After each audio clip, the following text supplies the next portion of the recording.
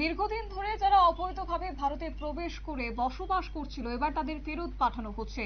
31 জন বাংলাদেশি নাগরিককে ইতিমধ্যে ফেরত পাঠিয়েছে বিএসএফ। দুদেশের ফ্ল্যাগ মিটিং এর পর গেদে সীমান্ত দিয়ে এদেরকে ফেরত পাঠানো হয়। বিস্তারিত যাব, সঙ্গে রয়েছে প্রতিনিধি গোপাল শীল। গোপাল, কি জানতে পারছো? দেখো, তোমাকে বলে রাখি, বারবার কিন্তু ধরপাকড় চলছিল অনুপ্রবেশকারীদের নিয়ে।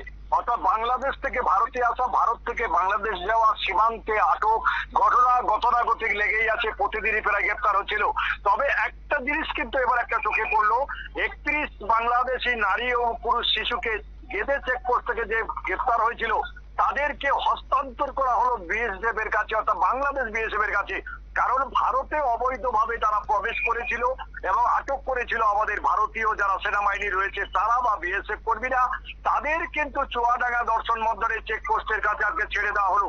এটা কারণ হিসাবে একটা বলা যেতে পারে, বাংলাদেশ এবং ভারতের মধ্যে একটি চুক্তি সম্পর্কিত হয়। তারপরে যারা অনুপ্রবেশ করছে তাদেরকে বেশ কিছুদিন রাখার পরে জিজ্ঞাসাবাদ করার পরে আদালতের নির্দেশে তাদের কিন্তু যে যার দেশে ফিরিয়ে দেওয়া হচ্ছে। এটা একটা অভিনব উদ্যোগ বলে মনে করা হচ্ছে।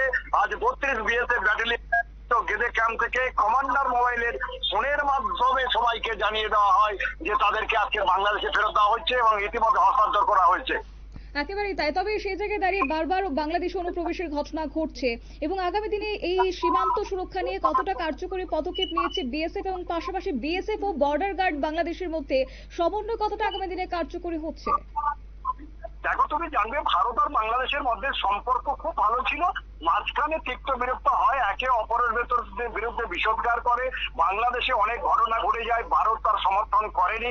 তারপর থেকে ইউনিট সরকার আছে, তার সঙ্গে সম্পর্ক খুব একটা ভালো নয়। কারণ তুমি এটা জানো, তারপর থেকে কিন্তু এই নিজেদের মধ্যে ঠেলাঠেলি রেষারেষি চলছিল। তবে এইটার মধ্য দিয়ে একটা সম্পর্ক ভালো হলো বলে মনে করা হচ্ছে। এবং তবে সীমান্ত এলাকায় কিন্তু ভারতের বিএসএফ জওয়ান এবং বর্ডার সিকিউরিটি ফোর্সে এবারে কিন্তু আরো বেশি করে নজরদারির ব্যবস্থা করা হয়েছে। একেবারে তাই, ধন্যবাদ। অর্থাৎ এই অবৈধভাবে অনুপ্রবেশ করা বাংলাদেশিরাই কিন্তু ভারতে প্রবেশ করে বিভিন্ন রাজ্যে ছড়িয়ে ছিটিয়েছিল। কেউ বা নির্মাণ শ্রমিক, কেউ বা আবার দিন মজুরের কাজ করত। অবশেষে এবার সীমান্ত নিরাপত্তা বাহিনী দু দেশের মধ্যে ফ্ল্যাগ মার্চ করে তাদেরকে ফেরত পাঠানোর উদ্যোগ গ্রহণ করা হয়েছে। সঙ্গে নিরাপত্তা ব্যবস্থাকে যেন আরো জোরদার করা যায় সেই নিয়েও ভাবনা চিন্তা করছে বিএসএফ। নিয়ে নিচ্ছে ছোট্ট একটি বিজ্ঞাপন বিরতির, সঙ্গে থাকুন।